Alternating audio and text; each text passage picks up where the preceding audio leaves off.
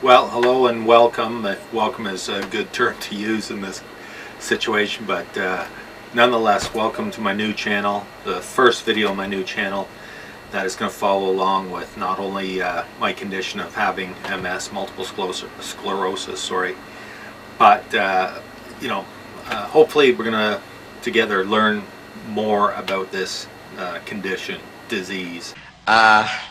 Would you mind telling me whose brain I did put in? Abby someone. Abby who? Abby normal. Are you saying that I put an abnormal brain into a 7.5-foot long, 54-inch wide gorilla? And see if we can help each other, which I hope we can.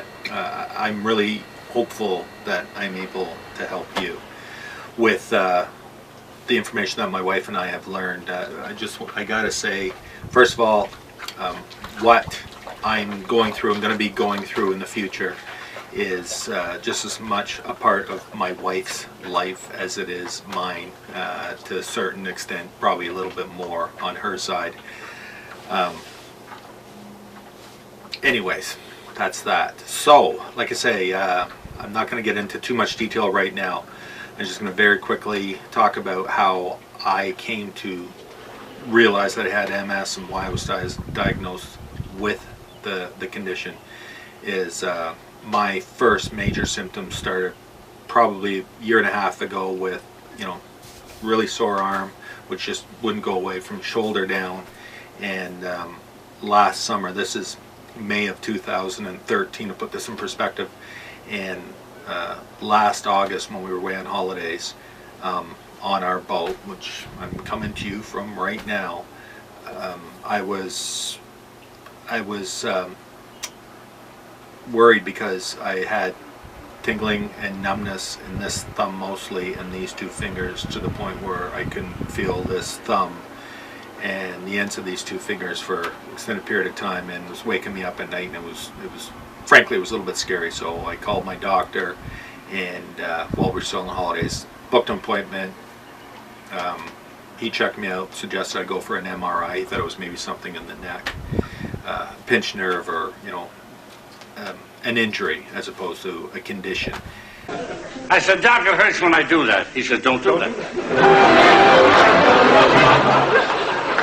And so I went for an MRI, came back, looked like I might have MS. At that point, I didn't even know what the hell MS really was. February of this year, went back for another MRI, both in the neck area and then a brain scan, and it was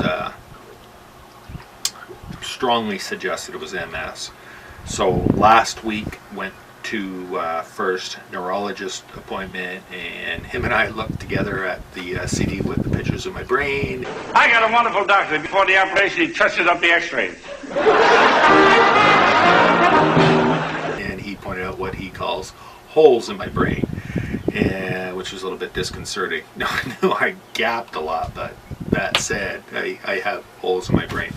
So he says, yeah, looks like MS. He wants to get me going on drugs. Surprise, surprise. Look at that, a doctor wanted to put a patient on drugs right away. But he doesn't want to start that until he confirms it with another MRI, so that's booked for 2 weeks yesterday. Dr. Howard, Dr. Fine, Dr. Howard. Calling Dr. Howard, Dr. Fine, Dr. Howard. And so I'm going to do that, go for blood work, and then if it's all confirmed, then he's going to start me on one or two drugs. I can't remember what they're called.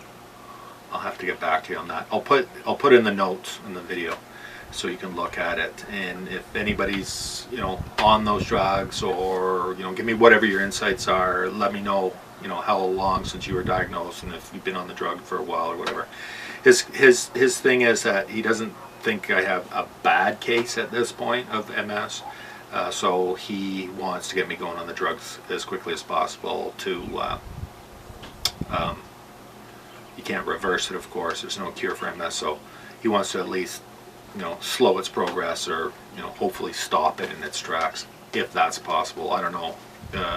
You viewers who are already suffering with this will probably have a lot more insight than me, and probably for that sake, a lot of the doctors who are prescribing this stuff. So anyways, I'm going to leave off with that.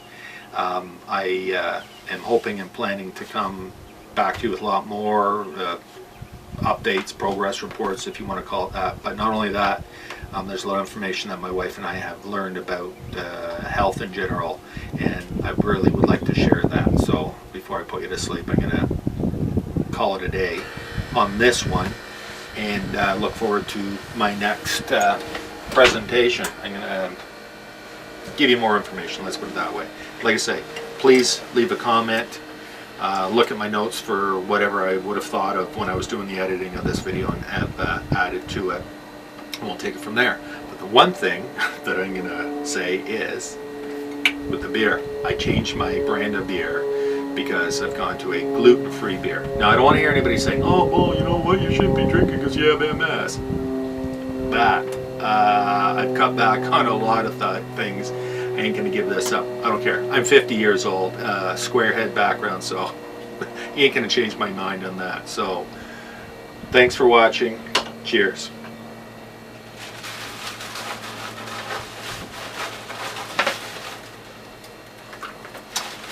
What a gorgeous evening.